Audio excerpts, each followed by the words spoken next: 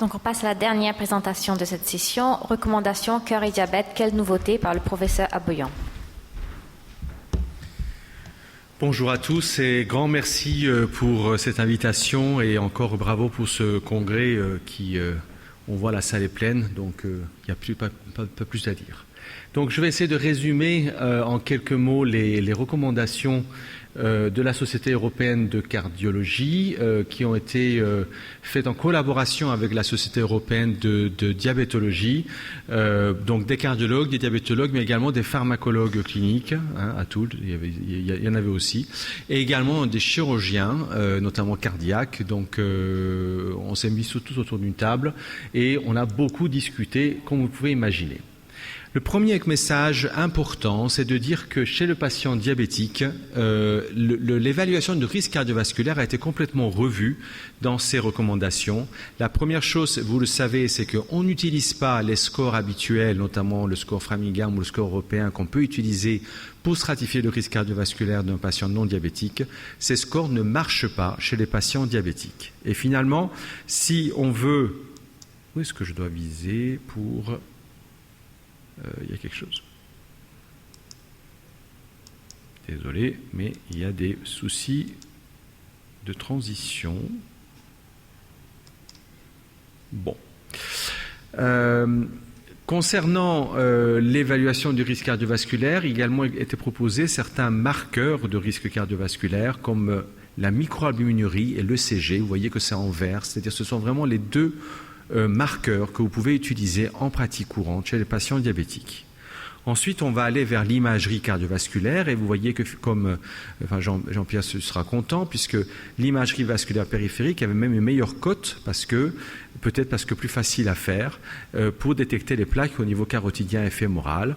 Et nous avons ensuite les recommandations sur la pratique d'imagerie cardiaque. Enfin, l'épaisseur intima-média carotidienne, qui était beaucoup utilisée par le passé pour stratifier le risque, finalement on se rend compte qu'il y a beaucoup d'aspects méthodologiques problématiques pour s'en servir. Donc qu'est-ce qu'on dit dans ces recommandations-là concernant la prise en charge glycémique ? Il faut qu'on atteigne une hémoglobine glyquée au-dessous de 7% pour tous les patients et que par contre cette cible doit aussi tenir compte de l'ancienneté du diabète, des comorbidités et de l'âge. Bien sûr, il faut éviter les hypoglycémies et ne pas hésiter à favoriser le monitoring par soi-même pour contrôler le sucre chez ces patients. Concernant la pression artérielle, en 2013, les recommandations précédentes disaient pour tout le monde une tension artérielle inférieure à 140/85. En 2019, vous voyez que finalement les seuils vont bouger et cela va dépendre aussi un petit peu des types de patients. Je vais un petit peu aller plus loin avec le tableau suivant.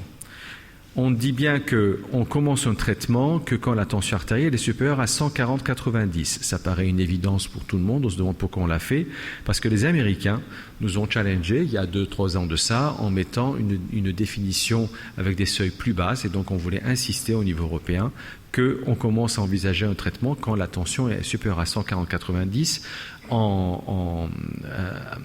lors d'une consultation. Et l'objectif de la tension artérielle est d'abaisser la pression artérielle systolique jusqu'à 130, voire au-dessous de 130 si cela est bien toléré, mais en tout cas jamais au-dessous de 120.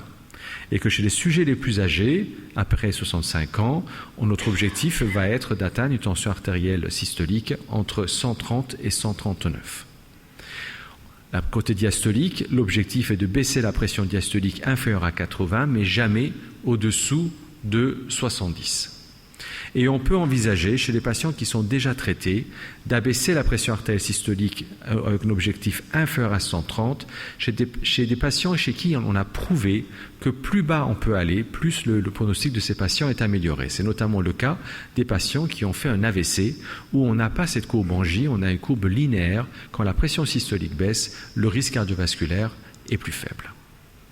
Concernant donc le choix des traitements, on a donc les IEC et les ARA2 qui sont vraiment mis en première ligne. Vous voyez que c'est une recommandation très forte, classe 1A, et notamment lorsqu'il y a une atteinte rénale au cardiaque, c'est-à-dire une microalbuminurie, une protéinurie, ou si on a une hypertrophie ventriculaire gauche.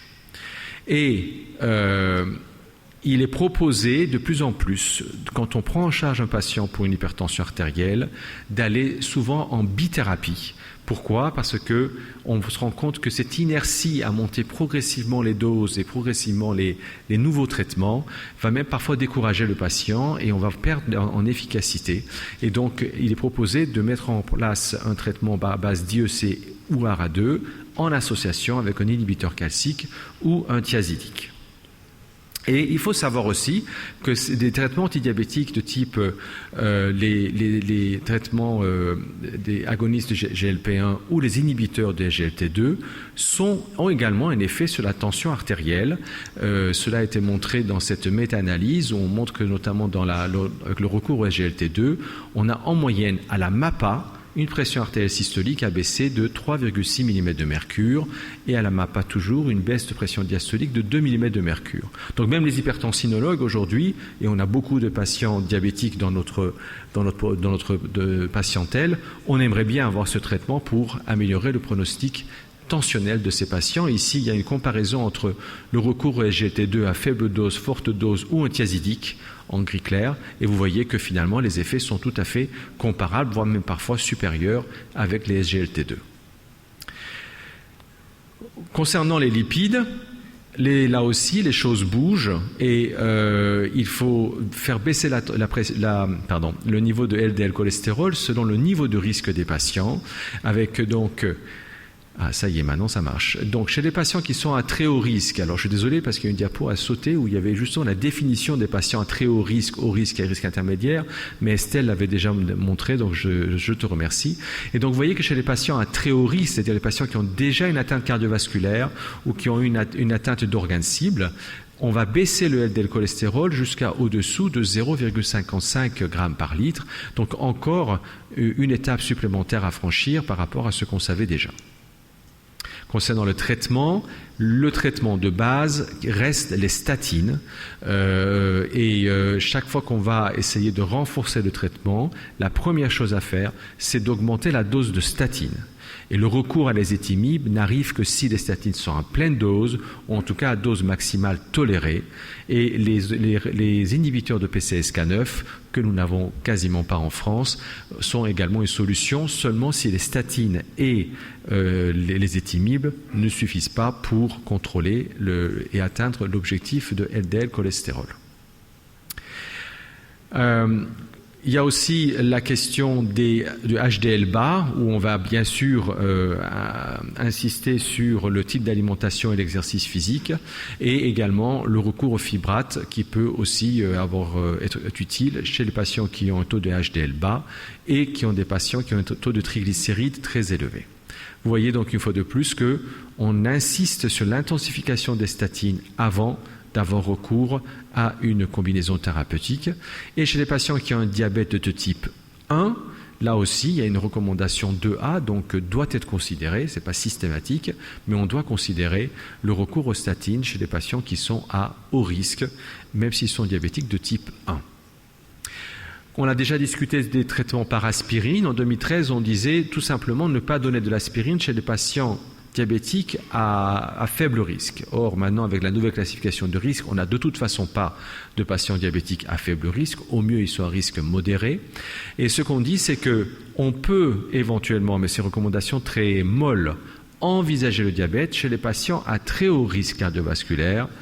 Et ça, c'était un débat qui nous a pris des heures pendant l'élaboration des recommandations, parce que on a, malgré tous les essais thérapeutiques, nous avons des médecins et des spécialistes qui sont très attachés à l'aspirine. Et donc, effectivement, sur une balance bénéfice-risque, chez les patients à très haut risque, on va avoir un gain qui sera un peu supérieur au risque hémorragique qu'incombe le traitement par aspirine. Et c'est ce que donc est marqué ici, mais vous voyez, c'est une recommandation de niveau 2B, donc ça veut veut dire c'est du cas par cas. Arrêtons de prescrire systématiquement l'aspirine chez ces patients. On a déjà assez de traitements par ailleurs à leur proposer. Et quand on le propose, on propose une protection par les IPP. Donc en fait, à chaque fois que vous discutez le cas, vous êtes en train de discuter d'ajouter 2 traitements en même temps chez ces patients. La révolution en termes de prise en charge sur le plan des traitements antidiabétiques concerne notamment le fait qu'avant tout, il faut se poser la question comment on stratifie le risque cardiovasculaire du patient. Donc finalement, aujourd'hui, un diabétologue, quand il veut commencer à instaurer un traitement antidiabétique chez son patient, la question va être quel est le risque cardiovasculaire du patient et éventuellement être aidé par un cardiologue quand cela est possible. Donc, chez les patients qui n'ont pas de traitement et chez qui on découvre un diabète mais qui a un risque cardiovasculaire très élevé, aujourd'hui, la première ligne de traitement à proposer, ce sont les antagonistes de GLP-1 ou les inhibiteurs de SGLT2. Alors que, chez les patients qui ont un risque faible, on va proposer la metformine.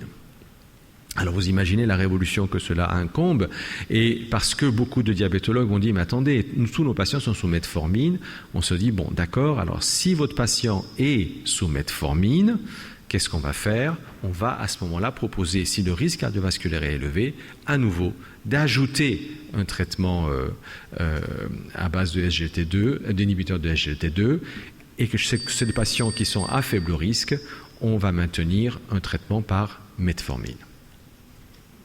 Et c'est ce qui est marqué ici avec donc le recours à l'empagliflozine, canagliflozine ou dapagliflozine. Vous voyez, c'est des recommandations très dures de type 1A et qui est aussi proposé pour le liraglutide, semaglutide et la dulaglutide. Et vous voyez que d'autres traitements comme la biguanide, maintenant, les recommandations deviennent un peu plus faibles, ainsi que pour le recours à l'insuline lors d'un syndrome coronarien aigu, où on va proposer ce traitement que quand le taux de la glycémie est supérieur à 1,80 g. Je vais aller un peu plus vite. Un élément chez les patients coronariens à haut risque, vous savez que les patients coronariens diabétiques sont des patients à haut risque, et à ce moment-là, on propose l'ajout d'un renforcement du traitement antithrombotique par un deuxième antiplaquettaire ou le rivaroxaban à faible dose. Il y a eu aussi beaucoup d'évolutions sur la revascularisation du patient diabétique, avec donc quasiment une égalité maintenant entre l'angioplastie et les pontages, sauf chez les patients avec une tritronculaire, avec des lésions très complexes où on va aller quand même vers la chirurgie. Concernant l'insuffisance cardiaque, là aussi, une grande place pour les inhibiteurs de SGLT2. La metformine peut être proposée et d'autres traitements peuvent être donnés aux diabétiques parce qu'ils sont neutres sur le plan de l'insuffisance cardiaque. Par contre, il faudra éviter la pioglitazone, rosiglitazone et la saxagliptine parce qu'ils ont montré un surrisque chez les patients avec un surrisque de décompensation cardiaque. 2 mots sur l'artériopathie des membres inférieurs, où nous avons placé le recours à l'index de pression systolique chez les patients asymptomatiques avec une arborescence. Et très rapidement, on va aller vers la mesure de pression de l'orteil qui, vous savez, est plus intéressante chez les patients diabétiques. Là aussi, un screening de l'artériopathie de manière annuelle et une sensibilisation du risque du pied chez ces patients. Tout le monde sonne. Là aussi, les patients qui ont une artériopathie avec un diabète, tout le monde doit avoir un traitement antiplaquettaire, mais les données de l'étude COMPASS ont montré qu'il y a un intérêt à rajouter du rivaroxaban de 5x2, un traitement aussi qui vient d'être refusé en France. Enfin, chez les patients ayant une ischémie critique, la moitié de ces patients sont diabétiques et aujourd'hui, il y a une nouvelle stratification du risque d'amputation qui est proposée par ce qu'on appelle la classification de Wi-Fi.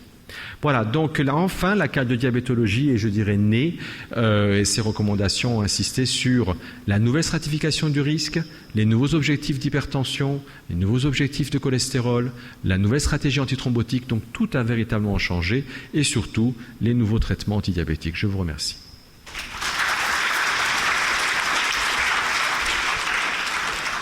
Bon, ce que tu es en train de nous dire, c'est que si tu es diabétique, il vaut mieux vivre ailleurs qu'en France. Tu n'as pas les anti-PCSK9, tu n'as pas les inhibiteurs de SGLT2, tu ne peux pas avoir le rivaroxaban avec l'aspirine. Vaut mieux traverser les Pyrénées. Ou, voilà. Tu parlais d'un 6e continent tout à l'heure. Donc, j'ai juste une remarque. C'est vrai qu'elles sont importantes, ces recommandations. Elles poussent plus loin. Alors, il faudrait déjà qu'on arrive à respecter les anciennes. Donc là, avec des nouveaux objectifs à atteindre. Mais bon, c'est vraiment important. Et l'autre chose pour les recommandations pour les antidiabétiques oraux, c'est vrai qu'encore une fois, en France, la majorité, en tout cas analogue du GLP-1, c'est en add-on de la metformine que c'est pris en charge. Donc, c'est vrai que si on ne veut pas être tapé sur les doigts par la caisse d'assurance maladie, si on suit ça à la lettre, on risque d'avoir quelques petits soucis. Donc voilà, encore une fois, il faut que tout ça puisse changer dans les indications de remboursement pour pas qu'on soit embêté, outre le fait que c'est vrai que les cardiologues, les endocrinos sont très attachés à la metformine. Concernant les nouveaux objectifs, je pense qu'il y a un élément qui est intéressant, que ce soit pour la tension artérielle ou pour le taux de cholestérol, c'est qu'avant, on est toujours un peu mou quand on arrive vers les seuils. Quand on avait un LDL à 0,8, on se disait, bon, allez, ça va. Mais maintenant qu'on sait qu'on est à 0,55, je pense donc qu'on va être un peu plus tatillon. On peut aussi penser la même chose pour la tension artérielle. Donc je pense qu'à chaque fois qu'il y a des nouveaux seuils, il y a quand même un mouvement en pratique clinique vers quelque chose de plus bas qui est bénéfique pour le patient. Donc on a une question dans la salle, oui. Alors une remarque, vis-à-vis de ces 3 molécules qui ne peuvent pas être remboursées ni prises en charge en France, il n'y a que 2 solutions. On en a parlé tout à l'heure avec Victor, avec vous aussi. La première solution, c'est aux associations de patients à faire évoluer les choses. C'est comme ça qu'on a eu le remboursement des appareils pour la glycémie. La deuxième chose, le pire qui puisse arriver, c'est la perte de chance. Et il faut que des patients portent plainte contre les autorités qui refusent la prise en charge de ces médicaments essentiels dans cette pathologie. Je pense qu'en effet, quand on voit certains traitements anticancéreux qui nous donnent une amélioration de l'espérance de vie de 4 semaines, on peut se poser des questions. Donc, une autre question dans la salle. Merci pour la présentation. Je voulais demander, finalement, pour ma pratique, est-ce qu'il faut que je prescris l'aspirine en 2 prises par jour chez les diabétiques coronariennes? Oui, alors, non. Très clairement, si votre pratique est une pratique evidence-based, pour l'instant, il n'y a pas la preuve. En post-infarctus, il y a un essai thérapeutique actuellement en cours qui s'appelle l'étude Andamant, on randomise les patients pour prendre de l'aspirine en 1 prise ou en 2 prises. Alors, le problème, c'est que les 2 prises, on double aussi la dose. C'est pas la même dose divisée par 2, mais bon, c'est comme ça. Mais donc, on verra clairement, au moins dans post-SCA, est-ce qu'on va avoir un bénéfice ou pas. Mais aujourd'hui, alors, on peut, soit on y croit, il y a des bases physiopathologiques du turnover des plaquettes qui expliquent que 12 heures après, il y a des plaquettes qui viennent d'arriver déjà de la moelle et qui n'ont jamais vu l'aspirine de leur vie, donc qui vont pouvoir faire quelque chose. Mais méfions-nous, il y a la physiopathe et il y a les essais cliniques. Donc si on se focalise sur les essais cliniques, il n'y a pas de raison. Et franchement, les diabétiques aujourd'hui, ils ont déjà tellement de médicaments à prendre. Si en plus il faut leur faire prendre 2 sachets de cardégique, je m'interroge. En tout cas, moi, je ne le fais pas. Une question, la dernière peut-être. Chez un diabétique sous antiagrégant plaquettaire de longue date, mais non recommandé, est-ce qu'on peut arrêter les antiagrégants? Est-ce qu'il y a un risque de rebond thrombotique à l'arrêt? Ah, très bonne question. Effectivement, peut-on nettoyer de la prescription, l'aspirine? Alors, c'est vrai que ça avait été étudié dans une des études sur l'aspirine où, en fait, il y avait des patients qui avaient déjà l'aspirine et donc, en fait, ils ont été randomisés et dans la randomisation, du coup, la moitié était sous placebo. Et il y a là aussi biologiquement un phénomène de rebond qui est rapporté. Mais on n'a pas trouvé dans cette analyse de phénomène de rebond d'accident ischémique dans les premiers mois après que le traitement soit arrêté. Donc c'est quelque chose qui, à mon avis, moi ce que je fais aujourd'hui, je discute avec le patient. Je dis écoutez, ça fait déjà 10-15 ans que vous avez eu ce traitement. Aujourd'hui, de plus en plus, on a la preuve que parce que vous prenez vos statines, parce que vous prenez les autres traitements et que votre tension artérielle est bien contrôlée, parce que l'important c'est là. Si aujourd'hui l'aspirine devient futile, c'est aussi en partie parce qu'on contrôle mieux les autres facteurs de risque cardiovasculaire et que le profil de risque du patient n'est plus le même. Donc, c'est un petit peu un deal que je fais avec un patient. Si vous prenez bien vos traitements par ailleurs, sachez que l'aspirine aujourd'hui, c'est kiff-kiff entre le risque hémorragique et ischémique. Qu'est-ce que vous en pensez? Et je pense que le patient est parfaitement capable de dire, il y a beaucoup de patients qui disent, moi je tiens à mon aspirine, je ne vais pas lui faire la guerre, c'est qu'ils préfèrent éviter un risque ischémique que de causer un risque hémorragique, chacun son choix. Sur ces bonnes paroles, on va encore t'applaudir, Victor. Merci beaucoup. Merci. Et clôturer cette session qui a été très intéressante.